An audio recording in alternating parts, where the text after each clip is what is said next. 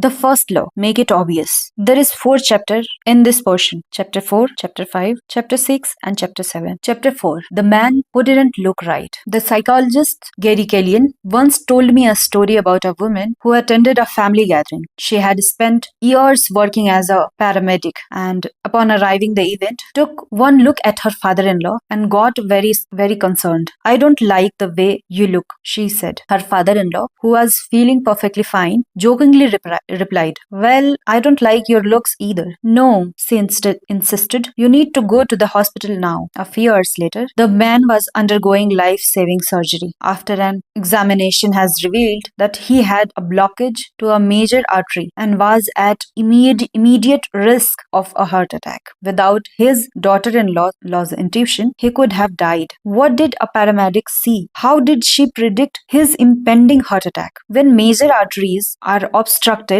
the body focuses on sending blood to critical organs and away from peripheral locations near the surface of the skin. The result is a change in the pattern of distribution of blood in the face. After many years of working with the people with heart failure, the women had unknowingly developed the ability to recognize this pattern on sight. She couldn't explain what it was that she noticed in her father-in-law's face, but she knew something was wrong. Similar story exists in other fields. For example, military analysts can identify which blip on a radar screen is an enemy missile and which one is a plan from their own fleet, even though they are traveling at the same speed, flying at the same altitude, and look identical on radar in nearly every respect. During the Gulf War, Lieutenant Commander Michael Rayleigh saved an entire battleship when he ordered a missile shot down. Despite the fact that it looked exactly like the battleship's own planes on radar, he made the right call. But even his superior officers couldn't explain how he did it. Museum curators have been known to discern the difference between an authentic piece of art and an expertly produced counterfeit, even though they can't tell you precisely which details tipped them off. Experienced radiologists can look at a brain scan and predict the area where a stroke will develop before any obvious signs are visible to the untrained eyes. I have even heard of hairdressers noticing whether a client is pregnant based only on the feel of her hair. The human brain is a prediction machine. It is continuously taking in your surroundings and analyzing the information it comes across. Whenever you experience something repeatedly, like a paramedic seeing the faces of a heart attack patient or a military analyst seeing a missile on a radar screen, your brain begins noticing what is important, sorting through the details and highlight the relevant cues, and cataloging the information for future use. With enough practice, you can pick up on the cues that predict certain outcomes without continuously thinking about it. Automatically, your brain encodes the lessons learned through experience. We can't always explain what it is we are learning, but learning is happening all along the way, and your ability to notice the relevant cues in a given situation is foundation for every habit you have. We underestimate how much our brains and bodies can do without thinking. You do not tell your hair to grow, your heart to pump, your lungs to breathe, or your stomach to digest, and yet your body handles all this and more on autopilot.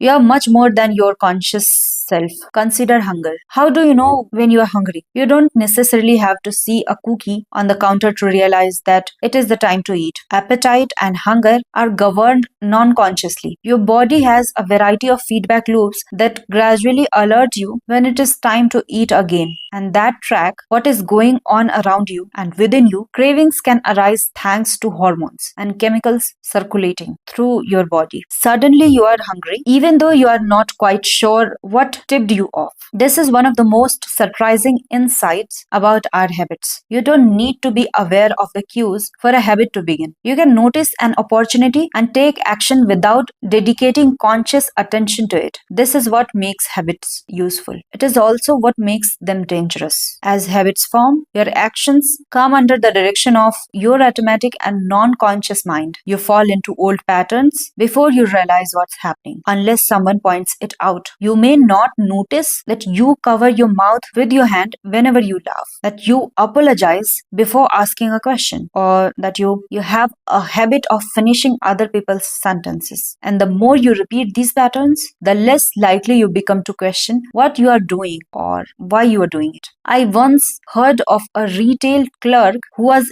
instructed to cut up empty gift cards after customers had used up the balance on the card. One day, the clerk cashed out a few customers in a row who purchased with gift cards. When the next person walked up, the clerk swiped the customer's actual credit card, picked up the scissors, and then cut it into half, entirely on autopilot, before looking up at the stunned customer and realizing what had just happened. Another woman I came across in my research was a former preschool teacher who had switched to a corporate job. Even though she was now working with adults, her old habits would kick in, and she kept asking coworkers if they had washed their hands after going to the bathroom. I also found the story of a man who had spent years working as a lifeguard and would occasionally yell "walk" whenever he saw a child running. Over time, the cues that spark our habit become so common that they are essentially invisible. The treats on the kitchen counter, the remote control next to the couch, the phone in our pocket, our responses to these cues are so deeply encoded that it may feel like the urge to act comes from nowhere.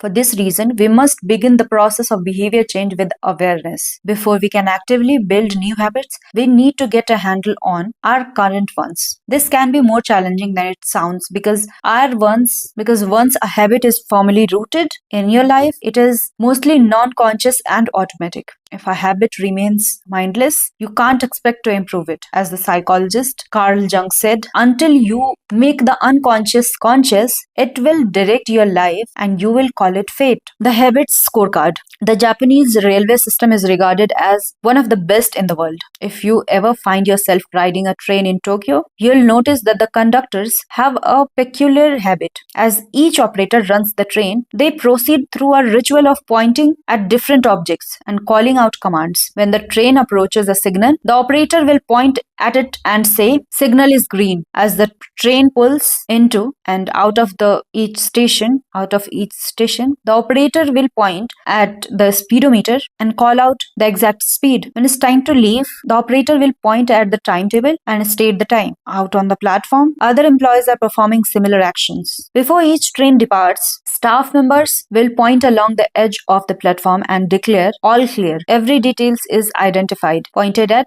and named aloud. This process, known as pointing and calling, is a safety system designed to reduce mistakes. It seems silly, but it works incredibly well. Pointing and calling reduces error by up to 85% and cuts accidents by 30%. The MTA subway system in New York City adopted a modified version that is point only, and within 2 years of implementation, incidents of incorrectly bathed subway fell by 57%.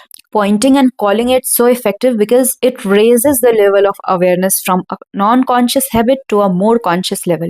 Because the train operators must use their eyes, hands, mouths, and ears. They're more likely to notice problems before something goes wrong. My wife does something similar. Whenever we are preparing to walk out the door for a trip, she verbally calls out the most essential items in her packing list. I've got my keys, I've got my wallet, I've got my glasses, I've got my husband. The more automatic a behavior becomes, the less likely we are to consciously think about it. And when we have done something 1,000 times before, we begin to overlook things. We assume that the next time we will be just like the last. We are so used to doing what we have always done that we don't stop to question whether it's the right thing to do at all. Many of our failures in performance are largely attributable to a lack of self-awareness. One of our greatest challenges in challenging habit is maintaining awareness of what we are actually doing. This helps explain why the consequences of bad habits can sneak up on us. We need a point and call system for our personal lives. That's the origin of the habit scorecard, which is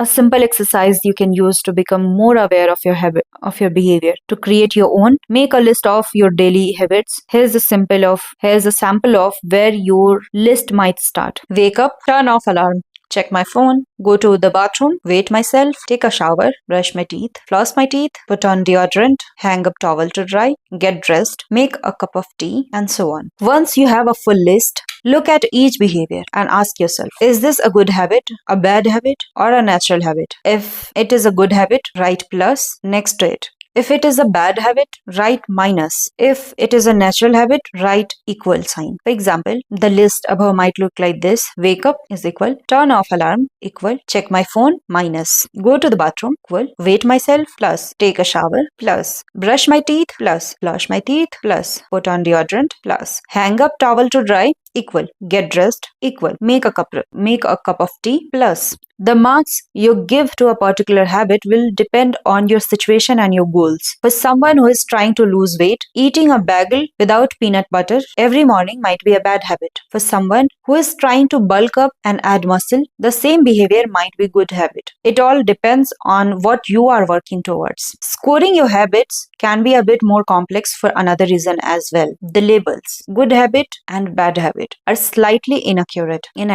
There are no good habits or bad habits. They're only effective habits. That is, effective at solving problems. All habits serves you in some way, even the bad ones, which is why you repeat them. For this exercise, categorize your habits by how they will benefit you in the long run. Generally speaking, good habits will have net positive outcomes. Bad habits have net negative outcomes. Smoking a cigarette may reduce stress right now. That's how it's serving you, but it's not a healthy long-term behavior. If you are still having trouble determining how to rate a particular habit, here's a question I like to use. Does this behavior help me become the type of person I wish to be? Does this habit cast a vote for or against my desired identity? Habits that reinforce your desired identity are usually good. Habits that conflict with your desired identity are usually bad. As you create your habit scorecard, there is no need to change anything at first.